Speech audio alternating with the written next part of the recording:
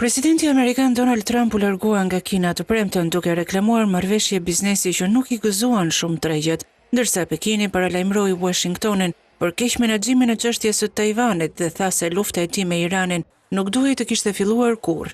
Vizita e Trumpit tek rivali kryesor strategjik dhe ekonomik i Amerikës, e para nga një president amerikan që nga udhëtimi i tij i fundit në 2017 kishte synuar rezultate të prekshme për të rritur vlerësimet e tij të ulta të miratimit përpara zgjedhjeve të rëndësishme të mesit të mandatit.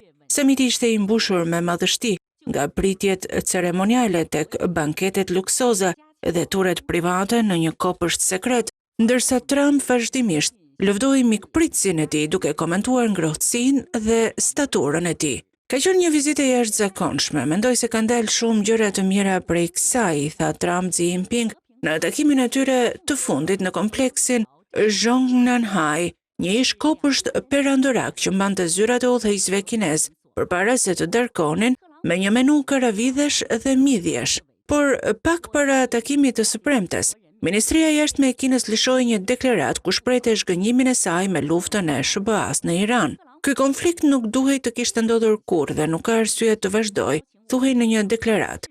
Në Zhongnanhai, Trump tha se udhëheqësit kishin diskutuar për Iranin dhe se mendonin ngjashëm, por presidenti kinez nuk bëri asnjë koment.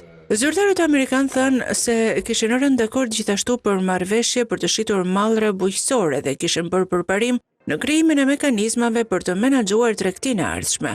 Megjithatë, kishte pak detaje të marrëveshjeve dhe nuk ishte shenja të një përparimi në shitjen e çipave të avancuar të inteligjencës artificiale të Nvidias në Kinë. Trump tha edhe se Kina kishte rënë dakord të porosiste 200 avion Boeing të prodhuar në SBA, por kjo ishte shumë më pak se afërsisht 500 avionët që priteshin nga tregjet dhe aksionet e Boeing rënë më shumë se 4%. Arritja kryesore e samitit mund të jetë ruajtja e një armpushimi të brisht tregtar që u dakordësua kur udhëheqësit u takuan për herë të fundit në tetor.